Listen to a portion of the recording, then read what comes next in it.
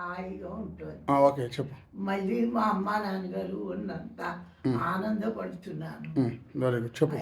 ఉదయం లేవగానే పువ్వులు దేవుడికి పువ్వులు కోసి ఎర్రనిచ్చమల్లి ఒక పళ్ళెం, తెల్లనిచ్చమల్లి ఒక పళ్ళెం, ఇవి పగడాలు, అవి ముత్యాలు అనుకుంటూ దేవుడి దగ్గర పెట్టి నా పనులు చేసి మా అమ్మ రాత్రి పెరుగు పాలలో తోడెట్టిన వెండి గిన్నెలో అన్నం తిని నేను అప్పుడు ఉయ్యాల వల్ల మీద కూర్చుని కృష్ణ శతకం చదువుకునేదాన్ని. ఎదురుగుండా రాముడు కృష్ణుడు ఫోటోలు ఉండేవి. ఆ పద్యాలు చదివి సాయంకాలం అప్పుడు మా అమ్మకి అప్పచెప్పాలి. సాయంకాలం అప్పుడు దేవాలయానికి వెళ్ళి శివాలయం దేవుని చూసి ధన్వంతరిని చూసి దండం పెట్టి ధన్వంతరిని చూసి శివాలయంలో వచ్చేటడికి పాత గుడి జాలేసేది. అయ్యో ఇలా ఉంది అని. ధన్వంతరి పాలరాతి ఉండేది, ఇదేమో మామూలుది. అదేమో పాలరాతి. ఆయుర్వేదం మందుల మేము డబ్బు పెట్టి ఏం చెయ్యాలని మా నాన్నగారిని దీపాశో వెంకటేశ్వర గారు అడిగితే మా నాన్నగారు ఆయుర్వేదానికి సంబంధించింది ధన్వంతరి దేవాలయం కట్టించండి అని చెప్పారు. వెంటనే కాశీ రిపోర్ట్ ఇచ్చి పాలరాతి విగ్రహం వచ్చేటట్టు చేయించారు మా నాన్నగారు. డబ్బు ఆయుర్వేదం మీద వచ్చే డబ్బు పెట్టి ఆయన చేశారు. హోమాలు పెట్టి ప్రతిష్ట చేసి ఆనందంగా ఎంత 10 ఏడు తిరుగుతూ ఉంటే మనసు ఎంతో బాగుండేది. ఎంతమందో వచ్చేవారు ఆ ధన్వంతరి దేవాలయానికి. అప్పుడు ఎక్కువ ఆయుర్వేదమే వాడేవారు. సాయంకాలం సంస్కృతం చెప్పేందుకు ఎర్ర గురువు గారు వచ్చేవారు. ఓ పావు గంట అరగంట. అప్పుడు కాగితాల పెన్నుల పలక కడిచేను. ఆయన చదివి అప్పచెప్పమనేవారు. ఆయన చెబుతుంటే మా ఫ్రెండ్స్ చెమచక్కలు ఆడుకుందాం రమ్మని పిలుస్తూ అంకెలు చేసేవారు. అమ్మ పిల్లలు పిలుస్తున్నారు వెళ్ళి మాడుకో అని వెళ్ళిపోయేవారు.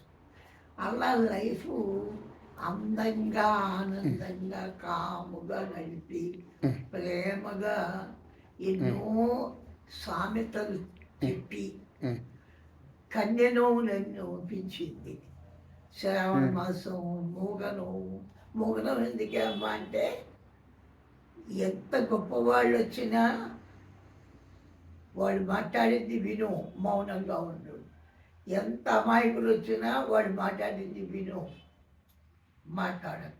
మౌనం చాలా గొప్పది అని ఆ మూగను అని పట్టించి తులసమ్మ చుట్టూ 3 సార్లు తిప్పింది సాయంకాలం. చాలా చిత్రమైన లైఫ్ నాది. ఇప్పటి పిల్లలు బాక్సులు ఉంచుకుని స్కూల్కి వెళ్ళడం కంగారులు. పాపం వాళ్ళకి ఈ ఎక్కాలు కానీ నక్షత్రాల పేర్లు కానీ ఇవన్నీ చెబుతూ అధ్యాత్మ రామాయణ కీర్తనలు చెబుతూ సంగీతం చెబుతూ హ్యాపీగా మంచి లైఫ్ నడిపించింది మా అమ్మ. మా అమ్మని మా నాన్నగారిని తలుచుకుని ఆనందంగా ఉంటున్నాను. ఇంకేం చెప్తావా? జపం చేసుకుని ఆయన కొంచెం ఆయన గురించి జపం చేసుకుని తులసమ్మలో నీళ్ళు పోసి తీర్థం తీసుకుని ఆయన దానికి వెళ్ళేవారు. కచేరీ సావిడికి ఊళ్ళో సమస్యలు వాళ్ళు వస్తారు. 12 తాతగారు 12కి వచ్చి భోంచేసి వెండిగచ్చం పెట్టి భోజనం పెట్టి తింటున్నంతసేపు మా అమ్మ విసిరేది. ఆయన భోంచేసి ఆ పద్ధతి కొంచెం మీద పడుకుంటే మా సుందారని ఇంట్లో నౌకరు ఉండేవాడు. ఆయన వాడు వచ్చి ఆయన నిద్ర పట్టేదాకా పంకా లాగేవాడు. ఆ మంచం ఆయన పడుకున్నాక వెళ్ళిపోయి తను భోంచేసేవాడు.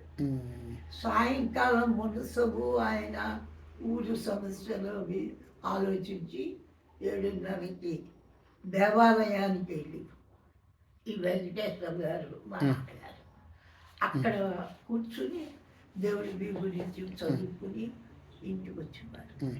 ఆ లైఫ్ నాకు 12 ఏళ్ళు వచ్చేదాకా ఎంతో బాగుంది. అది పంచుకుంటాను, హాయిగా ఉంది. Very good. ఇప్పుడు ఆ టైంలో నువ్వు ఆనందంగా ఉన్నావు కాబట్టి ఇప్పటికి కూడా నీకు ఆనందం అలా ఇదో గుర్తుపెట్టుకోవడానికి ఉంటుంది. చిన్నప్పుడు కష్టాలు పడిన వాళ్ళకి ఆ పాపం కష్టాలే గుర్తుంటాయి. నీకు బాగుంది కాబట్టి మంచిది గుర్తొచ్చింది. నువ్వు ఇంకేమైనా చెప్తావా? తర్వాత మళ్ళీ ఇంకోసారి చెప్తావా? ఈసారి ఇప్పుడు నా చిన్నతనం అన్న దాని టైటిల్లో పెడతాను. సరే.